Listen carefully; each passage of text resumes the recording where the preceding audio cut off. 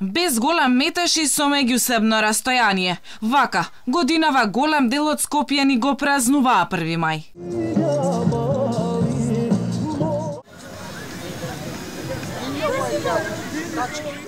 Во втората година од ковид пандемијата за денот на трудот на место излет и скара, пракса што со години се негува, и годинава го немаш истиот жагор на луѓето и големите и бројни седенки во природа како од претходните години.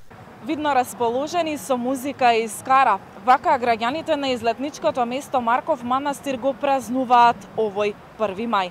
Велат дека токму ова им недостигало. Па да, ни фалеше и се собравме. Дека пандемијата ни го намали вака собирањето и мислам дека беше одлично да се искористи баш кај денеска ваков празник, Великден, сабота спрема недела, нема полициски час. Бога ми, зафативме уште 9 сата да печеме, пројде секако што треба. Како поминувате?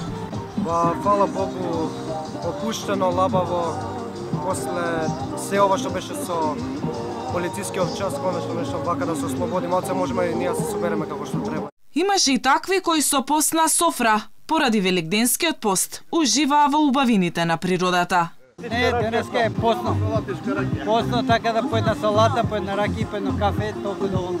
Одлично, убаво природа, пријатно времето, празнично, постно. Иако државата реши да нема полициски час за Великден и 1 мај под услов да носат маски и да не се прави метеж на излетничките места, сепак имаше групирање на граѓани кои не сакаат да зборуваат пред камера. Инаку, Меѓународниот ден на трудот се одбележува во знак на сеќавање на 1 мај 1886 година, кога во Чикаго, САД, повеќе десетици илјади работници излегле на улиците барајќи подобри услови за работа и доследна примена на 8-часовното работно време.